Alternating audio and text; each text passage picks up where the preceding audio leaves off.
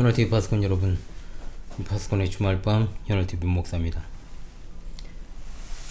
애쓴 두 번째 파주밤으로 여러분을 찾아뵙습니다. 오늘 또 기도함으로 파스콘의 주말밤 시작하도록 하겠습니다. 이번 주도 변함없이 하나님께서 택하신 백성들과 한 주간도 함께 해주시고 10월 첫째 주일을 앞둔 주말밤을 맞이할 수 있도록 여기까지 도우시니 참으로 감사합니다. 오직 하나님의 은혜로 주어진 이 자리인 줄을 압니다. 하나님의 백성으로서 흔들리지 않고 여러모로 어려운 상황 속에서도 속히 일어나 하나님을 경외하는 거룩한 백성으로서의 자세를 견지하고, 또한 시대의 풍파와 거짓된 사조 속에서도 하나님을 올곧게 섬기며 정도로 나아가고, 배도와 타협의 시대에 밀려드는 쓰나미와 같은 미혹 앞에서 변절하지 않고 늘 신앙의 절개를 지키며 살아갈 수 있기를 간절히 원합니다. 하나님이 주시는 은혜만을 의지하며 살아가는 하나님의 백성들을 늘 기억해 주시기를 간절히 원합니다. 일상에서 하나님 의지하고 하나님 말씀 따라가는 삶이야말로 어리석은 자들이 판을 치는 세상에서 넉넉히 승리하는 비결임을 믿고 성령으로 충만케 인도하여 주옵소서. 나움 선지자를 통해 주신 하나님 말씀을 믿고 의지합니다. 이 시대와 삶에 필요한 분별력을 얻기 원합니다. 성령님께서 이 시간도 우리에게 풍성한 조명하심으로 전하는 자나 듣는 자 모두에게 은혜가 넘치게 인도하여 주시옵소서. 험악한 시대에도 하나님의 말씀을 따라 변치 않는 믿음으로 흔들리지 않게 하시고, 굳건하게 서서 주님께서 교회의 기초로 세우신 사도들의 말로나 편지로 가르침받은 신앙의 전통을 굳건하게 지켜나가는 진리의 파수꾼들이자 증인들로 견고히 서게 도와주시옵소서. 주 예수 그리스도의 이름 받들어 기도합니다. 아멘. 본주에는 지난주에 이어서 나훔 1장 9절로 15절 말씀을 공부하도록 하겠습니다. 나훔 1장 9절로 15절의 말씀을 공부합니다. 너희는 여호와께 대하여 무엇을 꾀하느냐? 그가 온전히 멸하시리니 재난이 다시 일어나지 아니하리라. 가시덤불같이 엉클어졌고 술을 마신 것 같이 취한 그들은 마른 지푸라기같이 모두 탈 것이거늘, 여호와께 악을 꾀하는 한 사람이 너희 중에서 나와서 사악한 것을 권하는도다. 여호와께서 이같이 말씀하시기를 그들이 비록 강하고 많을지라도 반드시 멸절을 당하리니 그가 없어지리라. 내가 전에는 너를 괴롭혔으나 다시는 너를 괴롭히지 아니할 것이라. 이제 내게 지운 그의 멍에를 내가 깨뜨리고 내 결박을 끊으리라. 나 여호와가 내게 대하여 명령하였나니 내 이름이 다시는 전파되지 않을 것이라. 내가 내 신들의 집에서 새긴 우상과 부은 우상을 멸절하며 내 무덤을 준비하리니 이는 내가 쓸모없게 되었음이라. 볼지어다 아름다운 소식을 알리고 화평을 전하는 자의 발이 산 위에 있도다. 유다야, 내 절기를 지키고 내 서원을 갚을지어다. 악인이 진멸되었으니 그가 다시는 내 가운데로 통행하지 아니하리로다 하시니라. 아멘. 나훔 1장 9절로 15절의 말씀은 악을 꾀하는 자에 대한 심판과 유다의 구원에 관한 내용입니다. 9절로 15절은 여호와께 악을 꾀하는 대적들이 아무리 강하고 많을지라도 여호와께서 반드시 멸망시키고 그들의 우상을 없애고 신들의 집을 무덤으로 만든다라고 말씀하는 내용입니다. 반면에 여호와를 찾는 유다를 하나님은 더는 괴롭게 하지 않고 열방으로 인한 고통의 멍에를 깨뜨리고 평화를 내려주겠다라고 합니다. 이 부분에서는 이제 2인칭과 3인칭이 계속해서 이제 번갈아 기록되어 있는데, 지칭하는 대상이 명확하지 않기 때문에 혼동이 올 수 있습니다. 먼저는 9절로 11절에서 2인칭과 3인칭으로 지칭하는 대상이 누구인지부터 파악하고 상고하는 것이 좋습니다. 9절에 너희는 유다와 니느웨를 말하고, 그는 여호와시죠. 3인칭 여성 단수로 재난이 쓰였습니다. 10절에 그들은 아시리아 군대요. 11절에 2인칭 여성 단수인 너는 니느웨를 가리키고, 3인칭 남성 단수인 한 사람은 아시리아 왕입니다.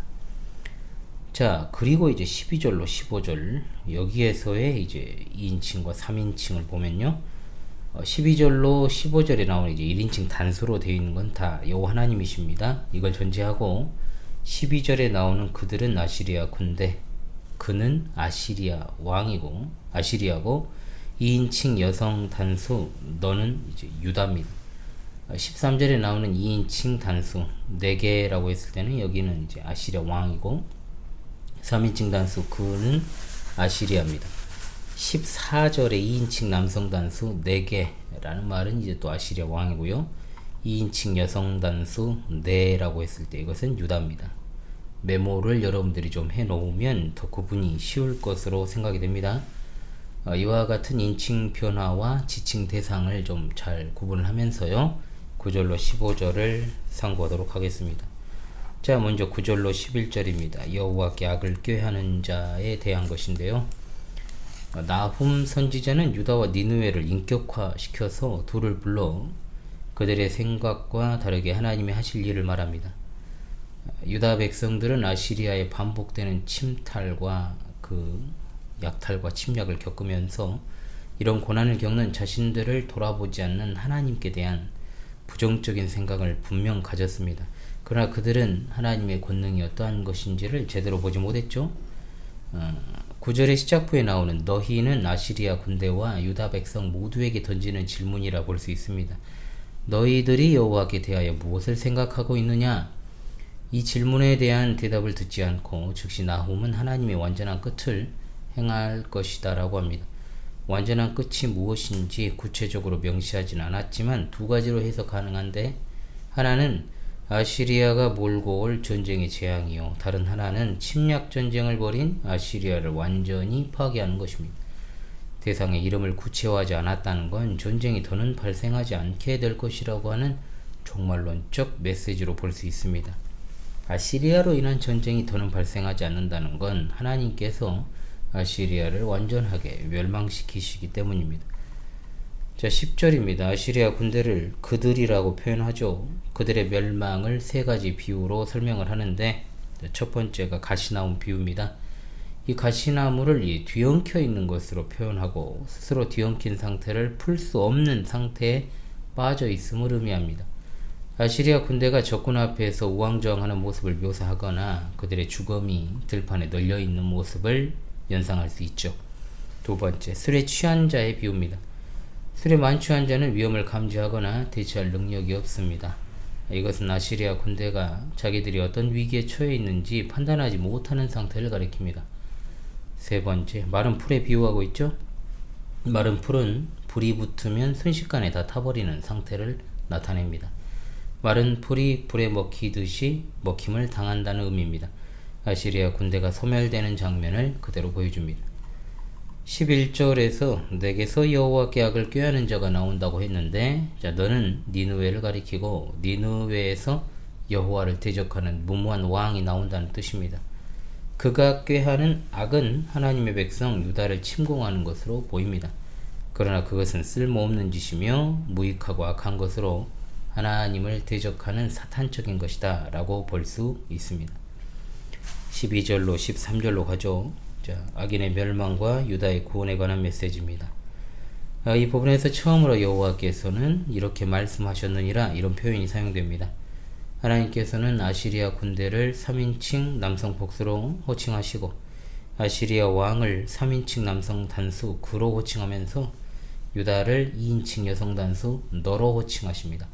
즉 그들이 비록 강하고 많을지라도 라는 이 말씀, 아시리아 군대가 최강일지라도 게다가 또 숫자도 많을지라도 그럼에도 불구하고 아시리아는 멸절될 것이다. 아시리아 군대가 멸절될 것이다. 아시리아 군대와 함께 아시리아 왕도 사라질 것이라고 했습니다. 동사 히브리어 아바르는 죽는다 또는 기억에서 소멸되다는 의미로 사용되었습니다. 13절에서 하나님은 아시리아 왕과 군대의 소멸과 함께 유다에게 고통을 주지 않겠다라고 했습니다. 유다를 2인칭 여성 단수로 호칭하면서 하나님은 지금까지 너에게 고통을 주었지만 이제 다시 고통을 주지 않겠다라고 하십니다. 이미 7절에서 말씀하신 바대로 여호와께 피난처를 찾는 참된 유다 백성에게 주는 약속이자 약속인 것이지 그들의 어떤 죄악을 맹목적으로 눈감아 주겠다는 말이 아닙니다. 더 구체적으로 말하면 13절에서 말하고 있는 아시리아가 유다에게 가한 학대를 멈추게 하겠다는 말입니다. 하나님은 유다에게서 아시리아 왕이 올려놓은 멍에를 깨뜨릴 것이라고 말씀하십니다. 아시리아의 멍에는 금과 은, 노예를 공급하도록 부과하는 곡물이었고, 이것을 거부하면 원정을 통해 보복전쟁을 벌이는 일이 다반사였습니다. 아시리아 왕은 이 멍에를 신들이 패전국에 부과하는 것으로 해석을 했고, 조공을 바치지 않고 배신하는 것을 아시리아 최고신 아술의 멍에를 벗어 던지는 것으로 생각을 했죠. 하나님께서는 이와 같은 아시리아의 멍에를 깨뜨리겠다라고 말씀하신 겁니다. 아울러 유다에 가한 족쇄를 끊으리라. 아시리아 군대는 정복 국가의 사람들은 족쇄에 채워서 끌고 가는 일들을 많이 했는데 하나님께서 이 족쇄를 끊으시겠다라고 역사적으로 말씀을 하신 겁니다. 자, 그리고 이제 마지막 14절로 15절입니다. 이 부분은 악인의 멸망과 유다의 평화에 관한 내용입니다. 12절에서 하나님은 유다에게 말씀하시면서 니느웨와 아시리아의 멸망을 예고하셨지만 14절로 15절에서는 아시리아 왕을 2인칭 단수로 호칭하시면서 멸망을 예언하시고, 유다는 2인칭 여성 단수로 호칭하면서 그들에게 임할 평화를 예언하고 있습니다. 14절 아시리아 왕에 대한 예언의 말씀을 내게 대하여 명령하였다. 아시리아 왕에 대한 멸망 예언이 세 가지로 이루어져 있습니다. 첫 번째, 아시리아 왕의 이름으로부터 다시는 씨가 뿌려지지 않을 것이다. 참 무서운 예언이죠. 쉽게 말해 씨가 말라버린다. 후대로 전파되지 않을 것이다 라는 뜻입니다. 두 번째, 아시리아 왕의 신들의 집에서 새긴 우상과 분우상을 멸절하는 것. 자, 그들은 전쟁에 있어 모든 승리를 그들의 신의 이름으로 수행을 했고 승리의 영광을 그들의 최고신 아술에게 돌렸습니다. 다른 나라를 정복하면 아술의 우월성을 드러내려고 아술의 이름을 그 나라의 신상들에 새겨 돌려보내곤 했죠. 아울러 고대 메소포타미아 지역 사람들이 많이 숭배한 신들을 그들도 전쟁 신으로 숭배하면서 정복 전쟁을 벌였습니다. 하나님께서는 이런 아시리아 왕의 신전에서 각종 신상들을 제거하시겠다고 말씀하십니다. 그리고 세 번째, 하나님께서 아시리아 왕의 무덤들을 만들겠다라고 합니다. 신전에서 우상을 제거하고 그 신전을 그 무덤으로 만들겠다는 겁니다. 그러니까 그가 의지하던 신들이 그에게 아무런 도움이 되지 못하고 오히려 거기서 무덤이 되어버린다. 아시리아 왕이 그렇게 비참한 최후를 맞이하는 것은 그가 하나님 보시기에 보잘것없고 쓸모없는 존재이기 때문입니다. 하나님께서 아시리아 왕에게 보잘것없다라고 하신 이유는 그가 여호와께 악을 꾀하였고 쓸데없는 짓을 계획했기 때문입니다. 15절에서는 하나님이 유다에게 평화의 메시지를 전하시죠. 이것은 전쟁의 전령이 승리한 소식을 전달하는 것을 연상하는 내용입니다. 유다는 하나님이 아시리아를 멸망시키고 전쟁을 종식시킴으로 찾아온 기쁨의 소식을 듣습니다. 여기서는 내 절기를 지키고 내 서원을 갚으라는 말로 이어지는데, 물론 유다가 지켜야 될 절기가 어떤 것인지를 특정하진 않았지만 대신에 서원을 지킬 것을 말씀합니다. 이 서원은 하나님께서 베풀어 주실 평화를 기대하며 서원한 화목제로 보이죠. 절기 축제 중에 서원 제물을 하나님께 바치고 그 고기를 제사장과 일반 백성들이 나누면서 기쁨을 나누는 일을 유다에게 기대하게 만듭니다. 유다가 절기 축제를 나누게 되는 이유, 하나님께 다시는 악인이 그들 가운데 다니지 못하게 되기 때문이다. 하나님께서 그렇게 하시기 때문이다. 악인의 히브리어는 11절에서 사용되었습니다. 니느웨의 아시리아 왕이 하나님께 악을 깨하고 쓸모없는 일을 꾸민 것을 지적합니다. 이것은 15절에서 아시리아 왕을 지칭하는 말로 사용되었고, 아시리아 왕의 모든 것이 끊어졌다는 말로 그의 파멸을 예고하고 있습니다. 자, 오늘도 주신 말씀이 오늘을 살아가는 우리에게 주신 교훈임을 알고 적용하고 순종하는 시간을 갖도록 하겠습니다. 첫째로, 하나님의 백성을 대적하는 것은 곧 하나님을 대적하는 것임을 잊지 맙시다. 하나님의 백성 유다 역시 하나님께 범죄했습니다. 그에 따른 징계로 아시리아로부터 공격받았습니다. 그럼에도 아시리아는 채찍의 도구 그 이상의 일을 하고 결국 하나님을 대적하였으므로 하나님의 심판을 피할 수 없었던 것입니다. 하나님의 백성들을 향한 필요 이상의 전쟁 계획과 수행, 그리고 자기들이 섬기는 신들의 이름으로 그 승리를 자축하고 자신들의 신에게 영광을 돌리려는 행위를 하나님께서 그냥 보아 넘기시지 않습니다. 오늘날 현대 교회가 참으로 하나님 앞에서 부끄러운 행위들을 많이 하고 있지만 그 가운데 여전히 참된 교회가 살아있으므로 교회를 향한 대적들의 끊임없는 공격은 결국 하나님을 대적하는 행위인 것이요, 결국 하나님의 심판을 피할 수 없게 되는 겁니다. 하나님의 백성들의 잘못에 대해서는 꾸짖음과 책망과 회초리를 드시지만 그렇지 않고 하나님의 뜻에 대하여 반기를 들고 대적하고 그 이상의 일을 수행하려는 자들을 하나님께서 그냥 놔두시지 않습니다. 오늘 본문에 나오는 아시리아 왕, 역사적으로 산헤립을 떠올리기 충분하죠. 그가 유다에게 저지른 침략 전쟁, 그리고 그의 완벽한 패배, 그리고 그의 최후 비참하게 죽었잖아요. 아시리아라는 강력한 패권 국가가 붕괴되는 모습으로 이어지는데 결국 그들이 망하게 된 것은 하나님의 백성에 대해 전쟁하고 그들이 도구적 역할 이상을 하여 하나님을 대적했기 때문이라는 것. 오늘날에도 세상 정부가 사회 질서를 유지하기 위한 목적으로 하나님이 주신 칼의 권세, 즉 공권력을 휘두르는 게 아니라 하나님의 교회를 대적하기 위한 수단으로 그 칼을 휘두를 때 교회의 잘못과 상관없이 그들은 반드시 하나님의 진노의 잔을 피할 수 없습니다. 우리가 잊지 말아야 될 게 있습니다. 뭐냐? 교회가 교회 이름으로 목회자들이 자신들의 이름을 내세워 본질을 저버리고 정치적 선동을 일삼고 아울러 배도의 무리들과 연합하거나 배도적인 연합운동을 주도하는 일을 하다 반대편 정치 세력이나 어떤 그들로부터 공격을 받았다고 해서 그것을 종교 탄압이라고 부를 수는 없다는 것. 물론 그것을 한편으로는 종교 탄압이라고 볼 여지도 있을 것입니다.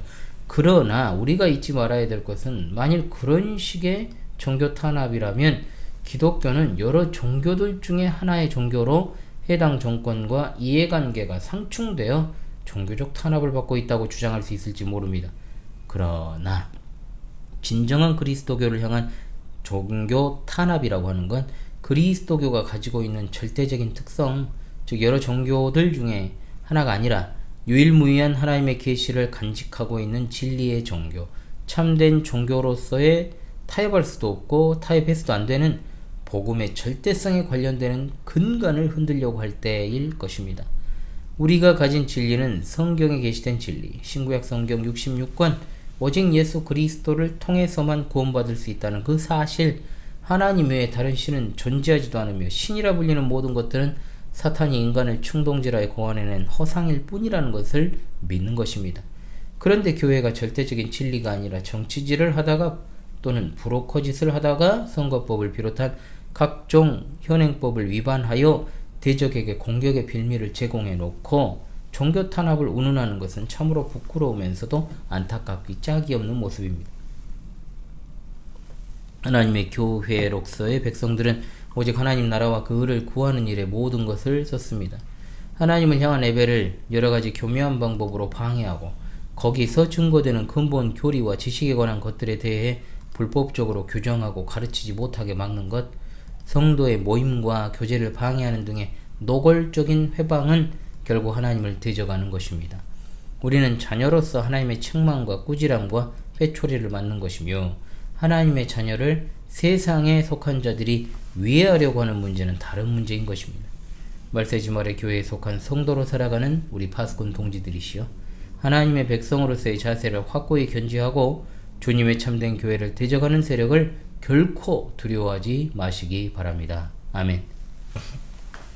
둘째로, 하나님께 마땅한 영광을 돌리지 않는 자들은 철저하게 자신의 우상과 함께 멸망하게 되는 겁니다.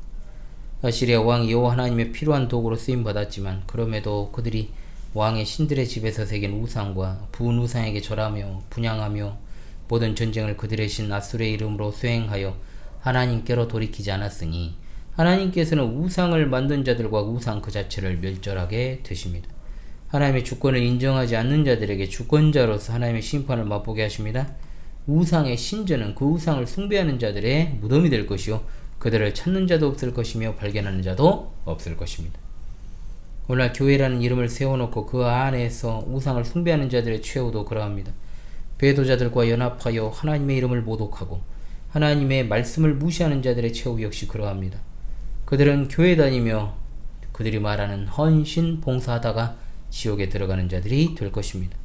값싼 복음, 싸구려 복음, 곧 잡음을 전파하면서 마치 그것이 진짜 복음인 것처럼 그것을 사람들에게 전파하고 순수하게 성경에 계시된 그대로의 하나님을 믿지 않으면서도 자신들의 퍼포먼스를 자랑하는 자들에게 화가 있을 것입니다.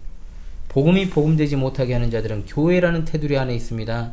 비록 우리가 이것을 교회라는 이름으로 통용하면서 참된 교회와 거짓 교회를 구분해서 말하는 건 아니지만 성경책을 펴놓고 십자가를 세워놓고 거기에서 악하고 음란한 자들과 연합하고 있으면서도 자신들의 행위를 정당화하고 자기들의 정체를 숨기는 자들은 분명한 우상 숭배자들입니다. 배도자들입니다. 그곳은 교회가 아닙니다. 그렇기 때문에 하나님의 백성들은 하나님 보시기에 어떠한가를 늘 생각해야 하고 하나님의 뜻에 따라 살기 위해 모든 것을 걸어야 될 것입니다. 진리 전쟁은 교회라 이름하면서 교회가 아닌 것과의 전쟁임을 잊지 말고 끝까지 성별하며 신앙의 정절을 죽기까지 지키는 교회와 교회로서의 삶이 되어야 될 줄로 믿습니다. 아멘. 셋째로 하나님의 신실하심을 따라 우리도 끝까지 신실해야 됩니다. 마지막 절의 절기와 서원을 통해 하나님께 감사하고 기뻐하는 백성에게 초점을 맞춥니다. 이 서원은 하나님이 베풀어 주실 평화를 기대하고 서원한 것입니다. 화목지에 을 것이라 했죠? 그렇습니다. 하나님은 그의 백성의 기도를 들으십니다. 약속하신 것을 반드시 지키십니다. 이것에 근거하여 백성들은 하나님께 아뢰고 서원도 한 것입니다. 하나님께서는 기억하지 못하실 리가 없는 분이시오. 또한 하나님의 백성이 자신들의 입으로 아뢰는 것이니 기억하게 됩니다. 말세 주말을 살아가는 성도가 기댈 건 하나님의 신실하신 뿐입니다. 무엇을 의지할 수 있습니까? 무엇에 기대어 버팁니까? 하나님의 신실하심입니다. 하나님은 신실하시기 때문에 우리는 신앙의 정절을 죽기까지 지킬 수 있는 것이요. 우리 역시 신실하게 살아갈 수 있다라고 하는 겁니다. 말씀을 향한 우리의 태도, 또한 우리의 기도, 우리의 모든 경건 생활에 이르기까지 하나님의 신실하심에 근거하여 신실한 태도로 일관해야 됩니다. 사람들이 살아가는 일반적 세상의 모습은 신이가 땅에 떨어져 있죠. 우리가 헌식장만도 못합니다. 뒤통수 치는 것은 아주 당연시되고 있고 불신이 가득한 세상입니다. 그런 가운데 우리 믿는 신자들이 신실하지 못하다면 도대체 이 세상에 소망이 어디 있습니까? 우리가 신실한 것은 막연한 게 아닙니다. 그것이 하나님의 신실함을 기초로 살아가는 성도의 모습이기 때문입니다. 신실하신 하나님을 섬기는 자들이라면 죽기까지 신실하라 하신 서머나교회 목사와 성도들에게 주신 말씀을 따라 끝까지 죽는 그 순간까지 신실함으로 일관할 것이요. 하나님 앞에서 시행하기로 한 모든 것에 대해서 힘써 지키는 삶을 살아야 될 것입니다. 이 시대 참된 교회로서 우리가 참으로 할 일이 많습니다. 하나님을 대적하는 자들이 멀리 있는 게 아니고 교회라 이름하는 곳 안에 있다는 사실을 잊지 마십시오. 자신들의 특정한 목적을 위해 추진한 일들로 인해 공격당하는 걸 종교 탄압 운운하고 순교 운운하는 자들을 주의하십시오. 주님의 교회에서 거룩성보다 중요한 건 없습니다. 세상으로부터 구별되고 마귀의 관계로부터 구별되고 온갖 비진리와 불신앙과 이단과 거짓 사상과 사조로부터 분리되어야 됩니다. 그와 같은 일을 하지 않는 자들의 선동과 공작에 넘어가거나 혹하지 마시기 바랍니다. 또한 교회 이름으로 저마다 고안하거나 택하여 자신이 섬기는 우상을 숭배하는 자들 역시 마찬가지입니다. 하나님께서 깨끗하게 하실 줄을 믿습니다. 끝까지 신실하신 하나님만 의지하며 신실한 삶을 살아갑시다. 어떠한 고난과 역경이 부르닥쳐도 신의가 땅에 떨어지고 신뢰라고 하는 것에 대한 수준이 바닥이라고 해도 우리는 여전히 거룩하신 하나님의 백성입니다. 하나님의 신실하심을 따라 살아가는 더할 나위 없는 아름다운 삶으로 빛나는 삶으로 우리 하나님께만 영광을 돌릴 수 있기를 간절히 원합니다. 아멘. 여름 명절 연휴가 어제부터 시작되었죠. 뭐 느낌도 없습니다만은 진짜 그러면 이제 하던 것 중단하고 뭐 특집을 하거나 뭐 그렇게 해야 되는데 사실 제가 지금까지 패턴이 그래요. 6년 동안 명절이라고 해서 뭐 방송을 특별하게 뭐 쉬어야 되겠다 중단하거나 특집으로 꾸민 적은 지금까지는 없었습니다. 그런데 이제 이번에는 전에 없게 참 긴 연휴가 계속되니까 살짝 고민도 했었습니다만 그렇게 그냥 또 진행합니다. 무엇보다 9월 한 달도 여전히 우리와 함께 하신 하나님 10월에도 변함없이 홀로 영광을 받으시기를 원합니다. 명절 연휴가 이제 긴데 여러분 알차게 보내시고요. 만남 위에 하늘의 복을 내려주시고 또한 아름답게 결실할 수 있는 그런 가을의 한때가 될 수 있기를 기도하겠습니다. 어젯밤 제가 늦게 좀 기각을 했어요. 그래서 시골 어머니 좀 뵙고 오느라고, 그래서 이제 졸음과 사투를 좀 벌이다가 또 작성한 파스콘의 주말밤입니다. 하나님의 뜻을 바르게 전한 시간이었기를 바라고, 이번 주에도 현울이 함께하는 구원의 여정에 함께 해주셔서 참으로 감사를 드립니다. 여러분, 다음 주 이제 명절 주간은 똑같이 방송을 하되 약간의 순서 변동은 좀 있을 수 있습니다. 약간의 순서 변동이요. 보시면 알겠죠. 아무쪼록 은혜와 진리로 풍성한 주일 맞이하시고 누리시고 여러분 명절 연휴 잘 보내시기를 바랍니다. 여러분 지금까지 39주차 현울이 함께하는 구원의 여정의 현울TV 윤목사였습니다. 감사합니다.